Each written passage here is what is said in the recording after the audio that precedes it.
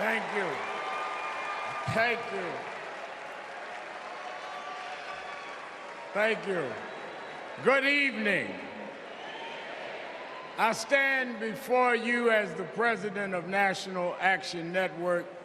We do not endorse candidates, but we report where candidates stand on criminal justice, economic empowerment, health equity, and other issues. On one side of this race is Donald Trump, a fellow New Yorker I've known for 40 years. Only once in that time, did he take a position on racial issues. He spent a small fortune on full-page ads calling for the execution of 5 innocent young teenagers. Well, I'm gonna bring them out in a minute, and you'll hear from them tonight. Because they were not executed, they're here to continue to fight.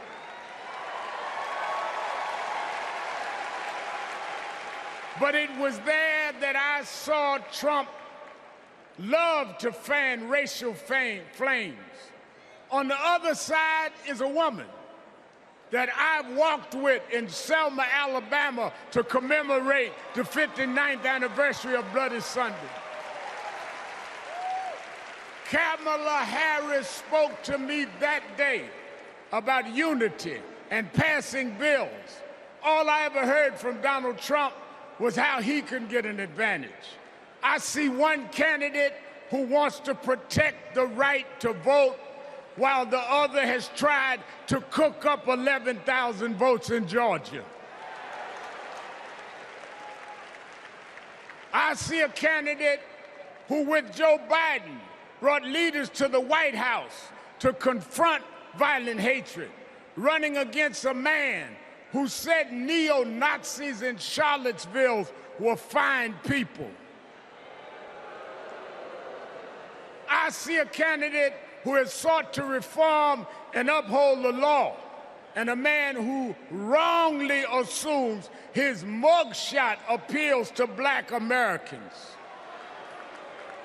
I've worked with Kamala Harris. In every job she's had, she has consistently committed to making government work for those of us who've been disadvantaged. All Donald Trump has been consistent about is making himself richer and sowing division to get that done. This man sat right here in Chicago a few weeks ago, refusing to apologize for claims that migrants were taking black jobs. Well, in November, we're gonna show him when blacks do their job.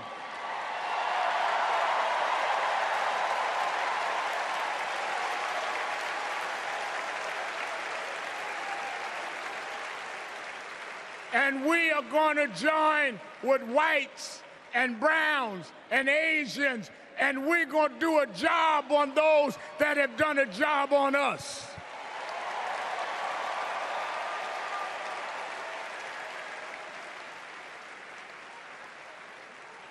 Tonight, we are going to realize Shirley Chisholm's dream.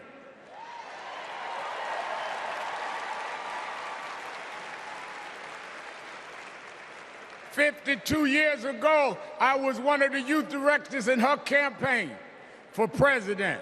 And 52 years after she was told to sit down, I know she's watching us tonight as a black woman stands up to accept the nomination for President of the United States.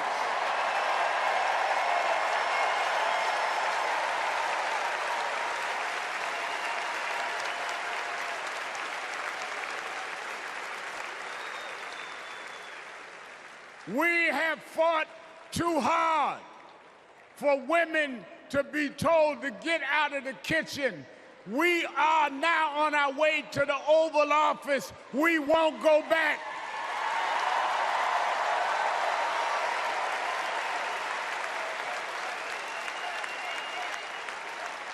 We fought hard. We fought hard for LGBTQ loved ones to get out the closet. We won't go back.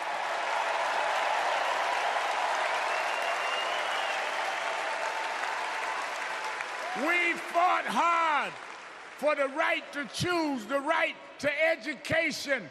We suffered and died and bled, went to jail to get the right to vote. We won't go back.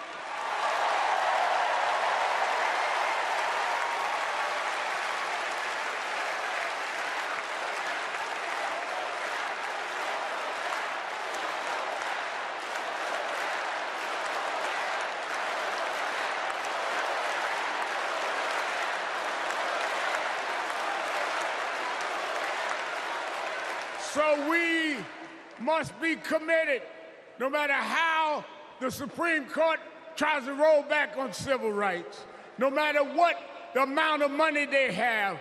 We are here because others fought and suffered for us, and we vowed tonight we won't go back.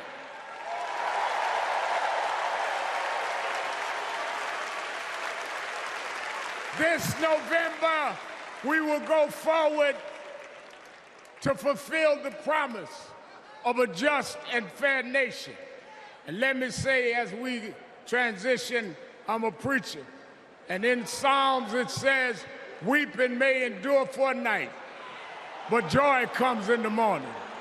We've endured January 6th. We've endured conspiracy theories. We've endured lies and areas of darkness, but if we stay together, black, white, Latina, Asian, Indian American, if we stay together, joy, joy, joy, joy coming in the morning.